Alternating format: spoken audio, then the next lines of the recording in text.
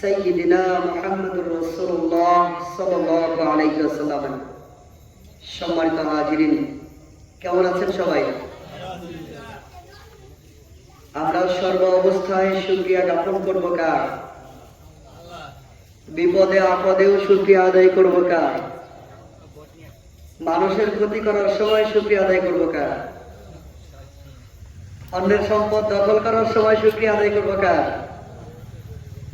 আল্লাহর শুকরিয়া আদায় করে অন্যের সম্পদ দখল করা যাবে? আল্লাহর বিরোধিতা করা যাবে? আল্লাহর বিধানের বিরোধিতা করা যাবে? সম্মানিত হাজিরিন, আমরা এই কোরআনের মাহফিল করছি এমন একটা মুহূর্তে, যে মুহূর্তে সারা পৃথিবীর ইহুদি, খ্রিস্টান, হিন্দু, বৌদ্ধ, নাস্তিক, মুরতাদেরা ঐক্যবদ্ধ হয়ে মাঠে নেমেছে কিভাবে মুসলিমদের নাম নিশানা মুছে ফেলা যায়। আমরা এই কোরআনের মাহফিল করছি ওই মুহূর্তে, যে মুহূর্তে সারা পৃথিবীর মুসলিম যুবকেরা পথভ্রষ্ট, সারা পৃথিবীর মুসলিম নারীরা অধিকাংশই নির্লজ্জ, বেহায়া। আমরা এই কোরআনের মাহফিল করছি ওই মুহূর্তে, যে মুহূর্তে সারা পৃথিবীর মানুষ কোরআন এবং হাদিস থেকে অনেক অনেক বেশি দূরে। যে যুগের মুসলিমেরা শতকরা ৮০ থেকে ৯০% নামাজ পড়ে না। কি বলেন, মিথ্যা বলতেছি? আমরা কোরআনের মাহফিল করছি ওই মুহূর্তে, যে মুহূর্তে মুসলিমদের কাছে সবচেয়ে বিরক্তির বিষয় হলো কোরআনের মাহফিল। দুপুর বেলায় যখন এখানে মজলিসে ছিলাম তখন কতজন ছিল? এখন কতজন আছি? তার 3 ভাগের 1 ভাগও নাই। কেন নাই? এজন্য, কারণ এটা একটা বিরক্তির বিষয়। এই সময়টা আমরা গল্প গুজব করে কাটাতে চাই, এই সময়টা আমরা টেলিভিশন নিয়ে ব্যস্ত, এই সময়টাতে আমরা মোবাইল নিয়ে ব্যস্ত, এই সময়টাতে আমরা চা স্টলে বসে চা খাচ্ছি আর অন্যের বিপদ করা নিয়ে ব্যস্ত। মিথ্যা বলতেছি? আপনারা কি ঘুমাইতেছেন? কথা বলেন না কেন? সম্মানিত হাজিরিন, এমন একটা কঠিন মুহূর্ত এখন মুসলিমদের উপরে। সারা পৃথিবীতে মাত্র 1 কোটি ইহুদি। কয় কোটি? 1 কোটি। বেশি না কম? বেশি না কম? সারা পৃথিবীতে প্রায় 200 কোটি মুসলমান, আর ইহুদি কয় কোটি? মাত্র 1 কোটি। বাংলাদেশের জনসংখ্যাও প্রায় 20 কোটি, আর সারা পৃথিবী মিলায়া মাত্র 1 কোটি ইহুদি। অথচ ইহুদিদের ভয়ে মুসলমানরা গর্তে ঢুকায়। মাত্র 1 কোটি ইহুদি। এই 1 কোটি ইহুদি ফিলিস্তিনের মুসলিমদেরকে 75 বছর নির্যাতন করছে, আর সারা পৃথিবীর 200 কোটি মুসলমান তাকায় তাকায় দেখছে। আমি এমনি বলি নাই যে আমরা মাহফিল করতেছি এমন একটা মুহূর্তে, যে মুহূর্তে মুসলিম জাতি কোরআন থেকে বিপদে আছে, ওহীর বাণী থেকে দূরে আছে। মুসলিম জাতির শুধু নামটুকু বাকি আছে, তারা নামে মুসলমান। কোরবানি ঈদ আসলে গরু জবাই করে খায়, রমজান ঈদে নামাজ পড়ে, শুক্রবারে নামাজ পড়ে, নাম দিয়েছি আমরা মুসলমান। বাদ বাকি আমাদের ভিতরে আর ইসলামের কি বাকি আছে? রাসূল সাল্লাল্লাহু আলাইহি ওয়াসাল্লাম বলেন, ইউশিকুল উমাম আন তাদাআ আলাইকুম কামা তাদাআ আল আকলাতু ইলা কাসআতিহা। আল্লাহ রাসূল বলেন, এমন একটা যুগ আসবে, যেই যুগের সারা পৃথিবীর ইহুদি, খ্রিস্টান, নাস্তিক, মুরতাদ, হিন্দু, বৌদ্ধরা, সমস্ত অমুসলিম জাতিরা একজন আরেকজনকে আহ্বান করবে, তোমরা আসো, আমরা পৃথিবীর মানচিত্র থেকে মুসলিমদের নাম নিশানা মুছে ফেলি। এমন একটা যুগ আসবে, যেই যুগের মুসলমানদেরকে হত্যা করার জন্য, নির্যাতন করার জন্য সারা পৃথিবীর কাফের গোষ্ঠী ঐক্যবদ্ধ হবে। একজন আরেকজনকে কিভাবে আহ্বান করবে, দস্তরখান বিছিয়ে মেহমানদেরকে খাবার খাওয়ার জন্য যেভাবে বিনয়ের সাথে সম্মান করে আহ্বান করা হয়, আল্লাহ রাসূল বলেন যে মুসলমানদেরকে হত্যা করার জন্য সারা পৃথিবীর কাফের গোষ্ঠী একত্রিত হয়ে যাবে। এখন মুসলিমদেরকে বাদ দিয়ে কাফেরদের, সব কাফেরদের ঐক্য জোট আছে। হিন্দু, বৌদ্ধ, খ্রিস্টানদের একটা জোট আছে, তার নাম হলো ইসকন। তাদের কাজ হলো শুধু মুসলমানদেরকে কিভাবে বিপদে ফেলা যায়, তাদের কাজ হলো মুসলিমদের মেয়েদের সাথে কিভাবে ঘরের বের করা যায়, তাদের সাথে হালাল হারাম রিলেশন করে তাদের পেটে হিন্দুদের বাচ্চা উঠে দিচ্ছে, দিয়ে তারপরে তারা ভেঙে যাচ্ছে। মুসলিমদেরকে হত্যা করার জন্য ন্যাটো জোট আছে। আমেরিকার ন্যাটো জোটের বোমা হামলা সব জায়গায় দেখবেন শুধু মুসলিমদের উপরে ফেলে। মুসলিমদেরকে নির্যাতন করার জন্য, ধ্বংস করার জন্য আমেরিকার জাতিসংঘ আছে। দেখবেন যদি কোথাও ইহুদি নির্যাতিত হয় তাহলে ইসরায়েলরা মাথা চারা দিয়ে ওঠে, গর্জে ওঠে। যদি কোথাও পৃথিবীর কোথাও হিন্দুরা নির্যাতিত হয়, ভারত মাথা চারা দিয়ে ওঠে। যদি কোথাও খ্রিস্টানরা নির্যাতিত হয় তাহলে আমেরিকা মাথা চারা দিয়ে ওঠে। যদি কোথাও বৌদ্ধরা নির্যাতিত হয় তাহলে সেই মায়ানমার, চীন, জাপান এরা গর্জে ওঠে। কিন্তু আফসোস, যদি মুসলমানরা কোথাও নির্যাতিত হয় তাহলে মুসলমানদের পক্ষে কথা বলার জন্য কাউকে পাওয়া যায় না, জাতিসংঘকেও পাওয়া যায় না। সম্মানিত হাজিরিন, এই কথাগুলো কেন বলছি জানেন? সারা জীবন আমরা শুধু নামাজের ওয়াজ করে গেলাম, রোজা রাখার ওয়াজ করে গেলাম, দাড়ি রাখার ওয়াজ করে গেলাম, কিভাবে খাবার খাইতে হয়, কোনটা সুন্নাত কোনটা বিদআত, এই ওয়াজ করতে করতে মুসলিম জাতি আজকে জিহাদ ভুলে গেছে। এদিকে মুসলমানেরা দ্বন্দ্ব করতেছে যে দস্তরখানা কি কাপড়ের হইতে হবে নাকি ওই প্লাস্টিকের হওয়া যাবে। মুসলমানরা আজকে দ্বন্দ্ব করতেছে দাড়ি কি এক মুষ্টি রাখতে হবে নাকি তার দাড়ি কাটাই যাবে না। এই দ্বন্দ্বে যখন লিপ্ত মুসলিমরা, তখন কাফের গোষ্ঠী বসে নাই। কাফের গোষ্ঠী মুসলমানদেরকে নির্যাতন করার জন্য উঠে পড়ে লেগেছে। চীনের উইঘুরের আজকে মুসলিমরা নির্যাতিত, মায়ানমারের মুসলিমদেরকে নির্যাতন করতে করতে এক সময় তাদেরকে দেশ থেকে বের করে দেওয়া হয়েছে। 2013 সালে তারা মুসলমানরা বাংলাদেশে এসে আশ্রয় গ্রহণ করেছে। ওই যে রোহিঙ্গা বলে আমরা যাদেরকে তিরস্কার করি, রোহিঙ্গা কারা? আমাদের মুসলমান ভাই। মুসলমান ভাইদেরকে বের করে দেওয়া হয়েছে নির্যাতন করতে করতে। ওই রোহিঙ্গাদের মধ্যে কিন্তু একটা বৌদ্ধ নাই। কাশ্মীরের মুসলিমদেরকে যুগ যুগ ধরে নির্যাতন করা হচ্ছে। তাদের অপরাধ একটাই, তারা মুসলমান। তাদের অপরাধ একটাই, তারা তাদের কাশ্মীরকে আলাদা ভূখণ্ড করতে চায়, মুসলিম রাষ্ট্র ঘোষণা করতে চায়। ফিলিস্তিনের মুসলিমদের অপরাধ একটাই, কেন তারা মুসলমান, কেন তারা আল্লাহর কথা বলবে, কেন তারা বলবে যে আল্লাহর জমিনে আল্লাহর শরিয়াত আইন চলবে। আফগানিস্তানের মুসলিমদেরকে 20 বছর নির্যাতন করা হয়েছে। এই সন্ত্রাসী আমেরিকা 20 বছর যুদ্ধ করেছে আফগানিস্তানে। আমেরিকা কোথায় আর আফগান কোথায়? আফগানের মুসলমানরা তাদের নিজেদের দেশ তারা কোরআন দিয়ে চালাবে না হাদিস দিয়ে চালাবে না নিজেদের আইন দিয়ে চালাবে, এটা তাদের ব্যাপার। এখানে আমেরিকা মাথা ঘামায় কেন? তাদের দেশ তারা চালাবে, কিভাবে চালাবে, কি সংবিধান দিয়ে চালাবে, এটা তাদের ব্যাপার। কিন্তু আমেরিকার কাজ হলো কোথাও যদি পৃথিবীর কোথাও যদি মুসলিমদের কোরআন দিয়ে যদি দেশ চলে তাহলে সেখানে তারা হামলা করবে। সন্ত্রাস হলো ওরা। অথচ ওরাই জাতিসংঘ তৈরি করেছে, ওরাই ন্যাটো জোট তৈরি করেছে, ওরা আরো অনেক সংগঠন তৈরি করেছে যে এটা নাকি মানব অধিকারের সংগঠন। মানব অধিকারের কথা বলে। পৃথিবীতে কোরআন যে মানব অধিকার শিখিয়েছে, আল্লাহ রাসূল মুহাম্মদ সাল্লাল্লাহু আলাইহি ওয়াসাল্লাম সর্বযুগের সর্বকালের সর্বশ্রেষ্ঠ মহামানব, তিনি যেই মানবতা শিখিয়ে গেছেন এর বাইরে আর কোনো মানবতা থাকতে পারে না। এর চেয়ে উপরে, এর চেয়ে ভালো, এর চেয়ে প্রসিদ্ধ, এর চেয়ে শ্রেষ্ঠ আর কোনো মানবতা থাকতে পারে না। মুসলমানদেরকে মানবতা শেখানোর প্রয়োজন নাই। সম্মানিত হাজিরিন, আজকে সারা পৃথিবীর মুসলমানরা নির্যাতিত, আমাদের ইন্ডিয়ার মুসলিম ভাইরাও নির্যাতিত। আপনারা খবরের মাধ্যমে, আপনারা ইন্টারনেটের মাধ্যমে দেখেছেন মুসলিমরা সালাত আদায় করতেছে, ওখানে সালাতের মধ্যে গিয়ে মুসলিমদেরকে পিটাচ্ছে এই হিন্দুরা। সাধারণ লোকেরাও পিটাচ্ছে, পুলিশেরাও পিটাচ্ছে। মুসলমানরা নামাজ পড়তেছে, ওখানে ব্যান্ড পার্টি নিয়ে বাজাইতেছে যেন মুসলমানরা নামাজ পড়তে না পারে। মুসলমানদের কোরবানি, তারা গরু কোরবানি করবে। বিজেপি সরকার এটা গরু কোরবানি করা নিষেধ করে দিয়েছে। গরু কোরবানি করা যাবে না, এটা নাকি তাদের ধর্মের মা, ধর্মের দেবতা। তোমার ধর্মের দেবতা মুসলমানদের তো দেবতা নয়। তোমার ধর্ম তুমি পালন করো, মুসলমানদের কাছে তো গরু দেবতা হইতে পারে না।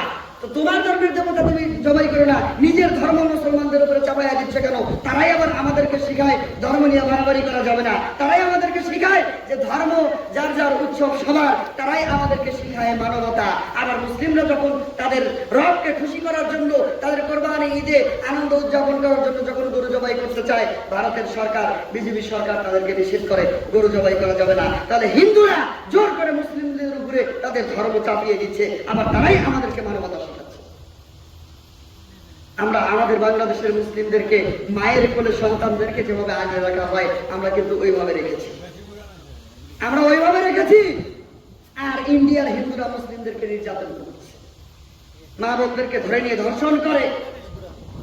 সম্মানিত হাজিরিন, আল্লাহ রাসূল বলেছেন যে এমন একটা জামানা আসবে, এমন একটা যুগ আসবে, এমন একটা সময় আসবে, যেই সময়ের সব কাফের গোষ্ঠী একত্রিত হয়ে মুসলমানদেরকে হত্যা করার জন্য একত্রিত হবে। তারা একজন আরেকজনকে আহ্বান করবে, দস্তরখানা বিছিয়ে যেভাবে একজন মেহমানকে আহ্বান করা হয়, ঠিক ওইভাবে তারা এক কাফের আর এক কাফেরকে আহ্বান করবে। ফাকালা কাইলুন ইয়া রাসূলুল্লাহ, একজন সাহাবী জিজ্ঞেস করলেন, ইয়া রাসূলুল্লাহ আনাহনু কিল্লাতি ইয়াউমাইদিন, সেদিনকে মুসলমানদের সংখ্যা অনেক কম থাকবে, মুসলমানদের কি সংখ্যা অনেক কম থাকবে?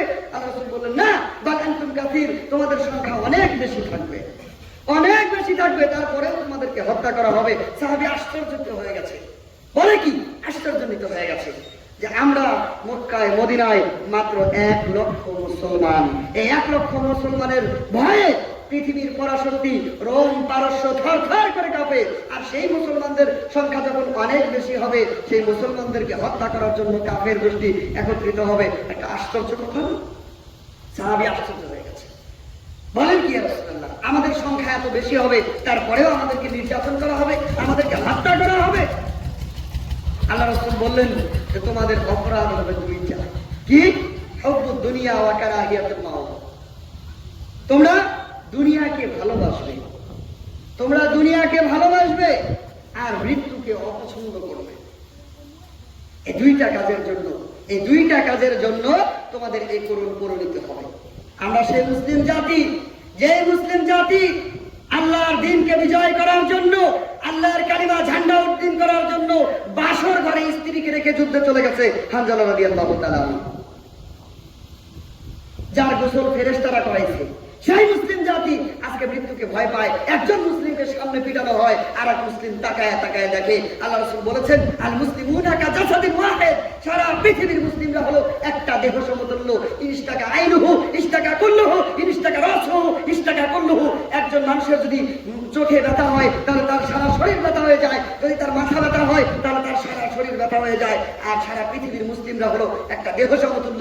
যদি একজন মুসলিম নির্যাতিত হয়, সেই ব্যথা প্রত্যেকটা মুসলিমের অন্তরে লাগার কথা ছিল। আর আজকে আমাদের কি অবস্থা? আমরা সেই মুসলিম জাতি, যেই মুসলিম জাতি বাসর ঘর থেকে বাসর ঘর করা বাদ দিয়ে চলে গেছে আল্লাহর দ্বীন বিজয় করার জন্য যুদ্ধের ময়দানে। আমরা আজকে মৃত্যুকে ভয় পাই। আমরা জান্নাতে যাইতে চাই, কিন্তু মরতে চাই না। আমাদের ভিতরে আজকে শহীদ হওয়ার তামান্না নাই। উহুদের যুদ্ধে একজন সাহাবী আল্লাহ রাসূলকে সে বলতেছেন, ইয়া রাসূলুল্লাহ, যদি আজকে আমি যুদ্ধের ময়দানে যুদ্ধ করে উহুদের যুদ্ধে যদি শহীদ হয়ে যাই, তাহলে আল্লাহ আমাকে কি দিবেন? আল্লাহ রাসূল বললেন, জান্নাত। আল্লাহ তোমাকে জান্নাত দিবেন। কি দিবেন? জান্নাত দিবেন। সাহাবী বললেন, বাহ, শহীদ হয়ে গেলেই জান্নাত? কয়েকটা খেজুর ছিল কাছে, বের করে খেজুর খাওয়া শুরু করছে, কারণ যুদ্ধ করার জন্য শক্তির প্রয়োজন আছে। আমরা যখন দুপুরে গরুর গোশত খাইছি, রাত্রে আবার গরুর গোশত খেয়ে ঘুমায় যাবো। সাহাবীদের তো এরকম ছিল না, অল্প খাবার খাইতো, শুকনা জীর্ণ শীর্ণ মানুষ তারা। কয়েকটা খেজুর ছিল, বের করে খাওয়া শুরু করছে। যুদ্ধের ময়দানে শক্তির দরকার আছে। খেজুর শেষ হওয়ার আগেই কয়েকটা খেয়েছে, আর বাকিগুলো ছুঁড়ে ফেলে দিয়েছে। যুদ্ধের ময়দানে চলে যাচ্ছে, আর বলতেছে, আমি যদি এতগুলো খেজুর খাইতে যাই, তাহলে আমার জান্নাতে যাইতে অনেক দেরি হয়ে যাবে। এই জন্য খেজুরগুলো ছুঁড়ে ফেলে দিয়েছে। ওই সাহাবী যুবক মানুষ যুদ্ধ করতে করতে উহুদ পাহাড়ের দিকে চলে যাচ্ছে, কাফেরদের ভিড়ের মধ্যে চলে যাচ্ছে। অন্য সাহাবীরা ডাকলো, ভাই, তুমি মুসলিমদের দল ছেড়ে চলে যাও না, একা একা যাও না, একদিকে আমাদের দিকে ফিরে আসো। সাহাবী বলতেছে, ভাই, আমাকে ডেকো না, আমি উহুদের প্রান্ত থেকে, উহুদের পাহাড় থেকে জান্নাতের ঘেরান পাচ্ছি। এই সেই মুসলিম যুবকেরা, মুসলিম জাতি। আজকে মুসলিমরা জীবন দিতে ভয় পায়। সেই উহুদের যুদ্ধে সেই সাহাবী শহীদ হয়ে গেল। আল্লাহ রাসূল বলেন, এই সাহাবী জান্নাতি। মুসলিম জাতি হলো সেই জাতি, যেই জাতির মায়েরা তার কোলের সন্তানকে নিয়ে যুদ্ধের ময়দানে পেশ করছে। তাবুক যুদ্ধের জন্য নাম লেখা হচ্ছে। একজন মহিলা সাহাবী তার দুধের বাচ্চাকে নিয়ে এসে আল্লাহ রাসূলের দরবারে দিচ্ছেন, ইয়া রাসূলুল্লাহ, আপনি আমার এই সন্তানকে যুদ্ধের জন্য কবুল করেন, তার নাম লেখায় দেন। আল্লাহ রাসূল বললেন, আমি তো যুদ্ধের জন্য নাম নিচ্ছি, আমি তো খেলাধুলার জন্য নাম নিচ্ছি না, বাচ্চারা তো খেলাধুলা করবে এই জন্য নাম নিচ্ছি না, আমি তো যুদ্ধের জন্য নাম নিচ্ছি। ওই মহিলা সাহাবী চোখের পানি ছেড়ে দিয়ে কান্না করতে করতে বললেন, ইয়া রাসূলুল্লাহ, আমি জানি যে আমার এই বাচ্চা যুদ্ধ করতে পারবে না, না তীর চালাতে পারবে, না তরবারি চালাতে পারবে, না ঢাল ঘোরাতে পারবে, নাকি সে সৈনিকদের সাথে যুদ্ধ করতে পারবে, কিন্তু আমি জানি ইয়া রাসূলুল্লাহ, আপনাকে উদ্দেশ্য করে যখন কাফের গোষ্ঠী যখন তীর নিক্ষেপ করবে, তরবারির আঘাত করবে, তখন আমার এই দুধের বাচ্চাকে আপনার সামনে ঢাল হিসেবে পেতে ধরবেন, আমার এই দুধের বাচ্চা দ্বিখণ্ডিত হয়ে যাবে, আপনার দেহ মোবারক রক্ষা পাবে, আমি এই জন্য দান করেছি আমার সন্তান। সে মহিলা সাহাবী বললেন, ইয়া রাসূলুল্লাহ, ইতিপূর্বে যতগুলো যুদ্ধ হয়েছে সবগুলো যুদ্ধে আমার পরিবার থেকে কেউ না কেউ অংশগ্রহণ করেছে, আমি চাই এই যুদ্ধেও আমার পরিবার থেকে কেউ অংশগ্রহণ করুক, তাই আমি আমার দুধের বাচ্চাকে আপনার সামনে পেশ করেছি ইয়া রাসূলুল্লাহ। আর আজকে আমাদের মুসলিম জাতির অবস্থা এই, আমাদের যুবকদের অবস্থা এই, আমাদের যুবকেরা আজকে এই যে এখন কদিন পরেই মনে হয় শুরু হয়ে যাবে যে ফুটবল খেলা আন্তর্জাতিক, আমাদের যুবকেরা মারামারি করে কাফেরদের পক্ষ নিয়ে, একজন মেসির পক্ষ নেয় আর একজন যে রোনালদো না কি আছে, নেইমার আছে, তার পক্ষ নেয়। যে দল হারে ওই দলকে তিরস্কার করে, ওই দলে সে আবার মারামারি, দুজনের মধ্যে ঝগড়া লেগে যায়, কাকে নিয়ে? দুজনেই কাফের। ওই ব্রাজিল হলে এমন একটা দেশ যে দেশে মুসলিমদের আযান দেওয়া পর্যন্ত নিষিদ্ধ, আর তুমি মুসলমানের বাচ্চা মুসলমান হয়ে কিভাবে ব্রাজিলকে সাপোর্ট করতে পারো? ওই আর্জেন্টিনা হলে এমন একটা দেশ যেখানে মুসলিমদের সালাত আদায় করা নিষেধ, নামাজ পড়া নিষেধ, সেই দেশকে তুমি কিভাবে সাপোর্ট করতে পারো? তুমি যে মুসলমান, তুমি কিভাবে কাফেরদের অনুসরণ করতে পারো? একজন মুসলমান কখনোই কাফেরের অনুসরণ করতে পারে না, কোনদিন তার আদর্শ, কোনদিন তার নেতা কোন কাফের হইতে পারে না, পারে না। তুমি মুসলিম যুবক, তুমি কিভাবে চিল্লাও, রাত 2টা 3টা পর্যন্ত জেগে থাকো খেলা দেখার জন্য, আর তোমাকে এশার জামাতে পাওয়া যায় না, ফজরের জামাতে পাওয়া যায় না, তুমি নামাজ পড়তে পারো না, তুমি মুসলমানের বাচ্চা মুসলমান হয়ে রাত্রি জেগে খেলা দেখতে পারো। আমাদের মুসলিমদের এই করুণ অবস্থা, এর কারণ একটাই, মুসলমানরা কোরআন থেকে দূরে সরে গেছে, আল্লাহ রাসূলের হাদিস থেকে দূরে সরে গেছে। আল্লাহ রাব্বুল আলামিন বলছেন, ওয়াইদা কিলা লাহুম ইত্তাবিউ মা আনজালাল্লাহ, যখন তাদেরকে বলা হয় যে তোমরা আল্লাহ যা নাজিল করেছেন তার দিকে তোমরা ফিরে আসো, ওইটার অনুসরণ করো, তখন তারা বলে কালু, তারা বলে বাল নাত্তাবিউ মা আলফাইনা আলাইহি আবাআনা, তারা তখন বলে আমাদের বাপ-দাদাদেরকে যা করতে দেখছি আমরা তাই করব। আল্লাহ রাব্বুল আলামিন বলছেন, আওয়ালাউ কানা আবাউহুম লা ইয়াকিলুনা শাইআন ওয়া হুম লা ইয়ালামুন, যদিও তাদের বাপ-দাদা কিছু জানেও না, কিছু বোঝেও না, কিছু জানেও না, কিছু বোঝেও না, একেবারে বেয়াকল মূর্খ যদি হয়, তারপরও তারা বাপ-দাদাদের অনুসরণ করবে, কিন্তু আল্লাহর কথা শুনবে না, রাসূলের কথা শুনবে না। সম্মানিত হাজিরিন, আজকে আমাদের যুবকদের অবস্থা এই, একটা যুবক 18 বছর 20 বছর বয়স হয়ে গেছে, তাকে যদি বলা হয় যে ইমাম সাহেব আজকে নেই, তুমি একটু সালাত আদায় করো, তুমি একটু ইমাম হও, দেখবেন প্যান্ট নষ্ট হয়ে গেছে, আর পারে না। অথচ মুসলমানের বাচ্চা, যে মুসলমান সালাত আদায় করে না, যে মুসলমান টাকলুগিরার উপরে প্যান্ট পাজামা পরে না, যে মুসলমান মুখে দাড়ি রাখে না, সেই মুসলমানকে দিয়ে আর একজন মুসলমানের কি উপকার হবে? সেই মুসলমানের সামনে যদি আরেক মুসলমানকে পিটানো হয় তাহলে তার কি বা দরদ লাগবে? আল্লাহ রাসূল বলেন, এক মুসলমান আর এক মুসলমানের ভাই, এক মুসলমান আর এক মুসলমান, পৃথিবীর সমস্ত মুসলিম জাতি একটা দেহ সমতুল্য। আর সেই মুসলমানের সামনে আর এক মুসলমানের কে পিটানো হয়, আর এক মুসলমানকে হত্যা করা হয়, কিন্তু তার কলিজায় লাগে না, লাগে না, প্রতিবাদ করার মতো সৎসাহসটুকু নাই।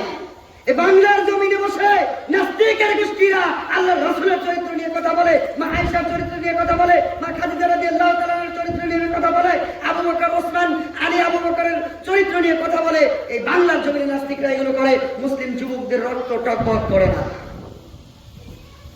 এই আল্লাহ দ্রোহীদেরকে জাহান্নামে পাঠানোর মতো সৎসাহস কোন মুসলিম যুবকের হয় না।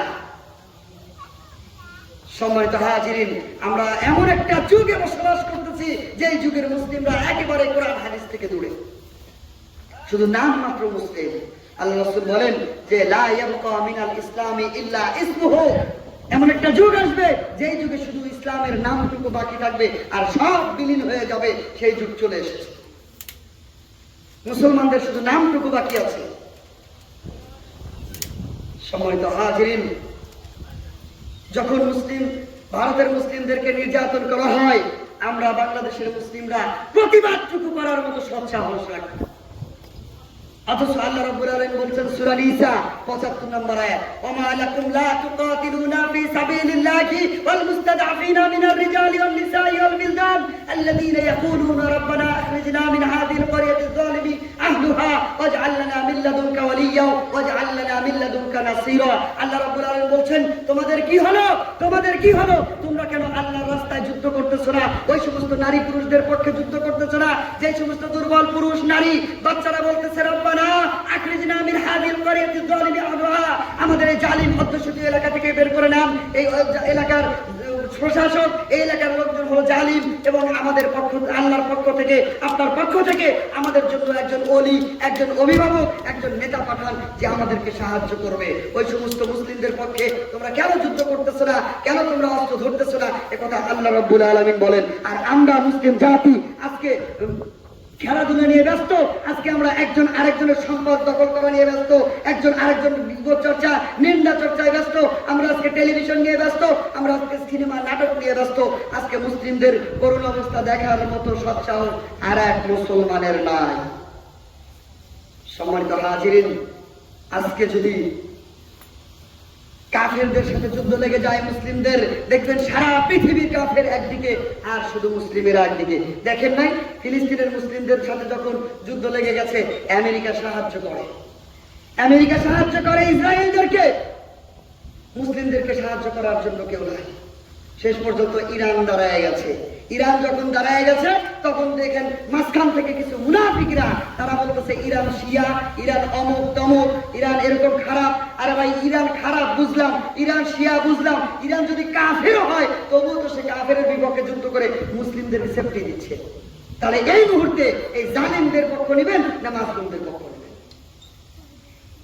দুইটা দেশ এগিয়ে গিয়েছিল, একটা সৌদি আরব আর একটা ইরান। আমরা অনেকেই বলে থাকি সৌদি আরব কেন যুদ্ধে জড়ায় না? সৌদি আরবের তো কাছে, তারা চাইলেই তো ইসরায়েলে হামলা করতে পারে। আমরা আসলে না বুঝে বোকার মতো এই কথাগুলো বলতে থাকি।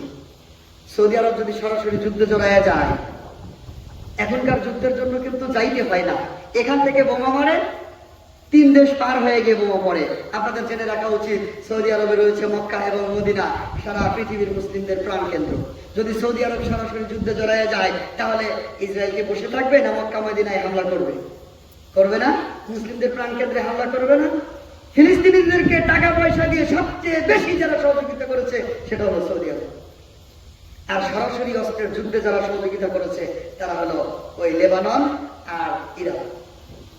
আমরা মুসলিম জাতি হিসেবে অন্তত ইরানদের জন্য দোয়া তো করতে পারি, আল্লাহ এই আমেরিকার জালিমদেরকে, ইসরায়েলের জালিমদেরকে দমানোর জন্য তুমি ইরানের শক্তি বাড়ায় আনো, এই কথা তো বলতে পারি।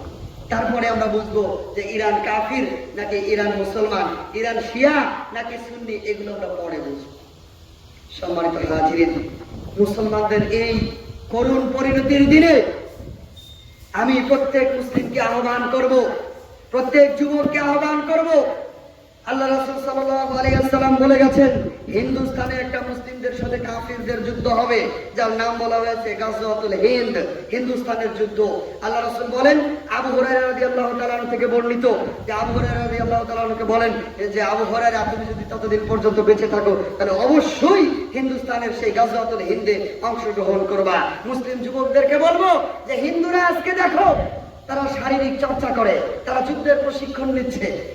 ইন্টারনেটে, মোবাইলে, ফেসবুকে ঢুকলেই দেখা যায় যে হিন্দুরা দলবদ্ধভাবে তারা শক্তি অর্জন করতেছে, কারণ তারাও জানে যে এই হিন্দুস্তানে মুসলিমদের সাথে কাফিরদের যুদ্ধ হবে। আর মুসলমান তোমরা আজকে মারামারি করো, খেলাধুলা নিয়ে, তোমাদেরকে শক্তি অর্জন করতে হবে, বসে থাকলে চলবে না। তোমরা যাদের দিকে তাকায় আছো, বাংলাদেশের যে প্রশাসন, তারা তো বাংলাদেশের ধর্ষণই থামাইতে পারে না, তারা তো বাংলাদেশের এই চাঁদাবাজি থামাইতে পারে না। আমাদের দেশের যে প্রশাসন কয়েকদিন আগে স্বরাষ্ট্রমন্ত্রী বলেছে যে ধর্ষককে যদি প্রকাশ্যে পাথর মেরে হত্যা করা হয়, এটা তো মধ্যযুগীয় ব্যবস্থা। তার মানে কি কোরআনের আইন মধ্যযুগীয় আইন? কোরআনের আইন কি বর্বর আইন? একটা দেশের, মুসলিম দেশের স্বরাষ্ট্রমন্ত্রী হয়ে এই কথা কিভাবে বলতে পারে? ধিক্কার জানাই তাদেরকে। মুসলমানদের দেশ এটা, মুসলমানদের নেতা হয়ে বসে আছো বেটা, অথচ মুসলমানদের বিপক্ষে কথা বলো, কোরআনের বিপক্ষে কথা বলো। আর তোমরা যদি তাদের দিকে তাকায় থাকো, তাহলে গাজওয়াতুল হিন্দে মুসলিমদের জয় কোনোদিনও সম্ভব না। এই সমস্ত প্রশাসন দিয়ে, এই সমস্ত সেনাবাহিনী দিয়ে, এই সমস্ত নেতাদেরকে দিয়ে গাজওয়াতুল হিন্দে জয় করা যাবে না। এমন নেতারা দিনের বেলায় বড় বড় গুলি ছাড়ে, রাত্রিবেলায় ওই মদ খায়। আল্লাহ হারাম করেছেন মদ, এই মদ এরা পান করে, নারী নিয়ে বক্ত। এই সমস্ত নেতাদের চিন্তা করে কাজ করে। তবে হ্যাঁ, আপনাকে ধরা হবে কোন নেতার পিছনে আপনি ঘুরেছেন, কোন নেতার পিছনে ঘুরেছেন আপনাকে বলা হবে। আল্লাহ রাব্বুল আলামিন বলেছেন, কিয়ামতের দিন আল্লাহ একা একা কাউকে ডাকবেন না, তাদের ইমাম সহকারে ডাকবেন। প্রত্যেক মানুষকে তার ইমাম, তার নেতা সহকারে ডাকা হবে। তার মানে আপনি কাকে ভোট দিয়েছেন, কাকে সিল মেরেছেন, কাকে নেতা বানাইছেন, তার পিছনে আপনাকে ডাকা হবে। সে নেতার সাথে আপনার হাসন নাসর হবে। এমন নেতাকে যদি আপনি সাপোর্ট করে থাকেন, এমন দলকে যদি আপনি সাপোর্ট করে থাকেন, যেই দলের নেতা বলে, যেই দলের স্বরাষ্ট্রমন্ত্রী বলে যে কোরআনের আইন হলো মধ্যযুগীয় আইন।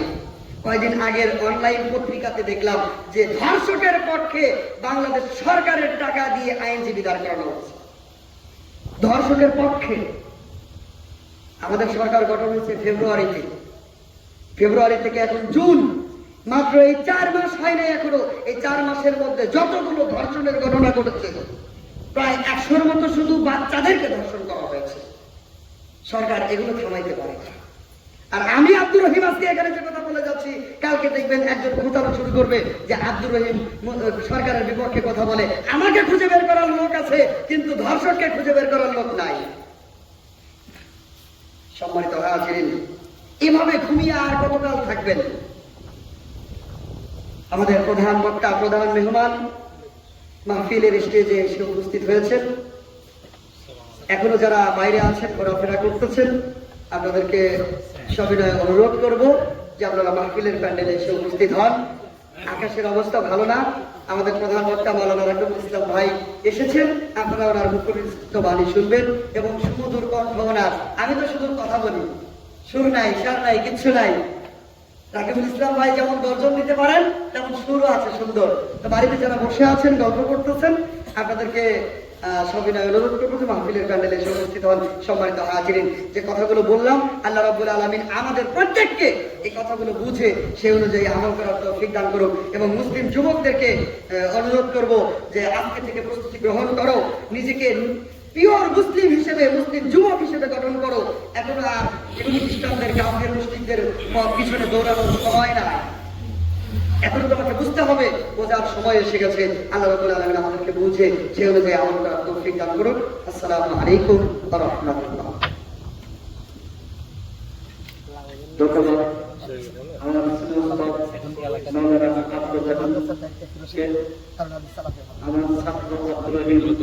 যে বর্তমান পর্যায়ে যে আলোচনা করেছেন, অত্যন্ত লোকসেবক বক্তব্য, আসলে ধন্যবাদ যোগ্য। বর্তমান আলেম ওলামা আমরা যারা আলোচনা করি, এই সাইড একেবারে বাদ দিয়েছি। আল্লাহ রাসূল বলেছেন, বুইস্তু বাইনা এদের সাআদ আবিস সাইদ, তরবারির ছায়ার নিচে জান্নাত। আর এই তরবারির ছায়ার নিচে জান্নাত, এই পথ কত জটিল, কিন্তু আল্লাহ রাসূলের বক্তব্য যে জান্নাতি একটা দল কিয়ামত পর্যন্ত থাকবে। কিতাব জিহাদ বুখারীতে আছে, লা ইয়ামরা হাযা দ্বীনু কায়মান আলাইহি।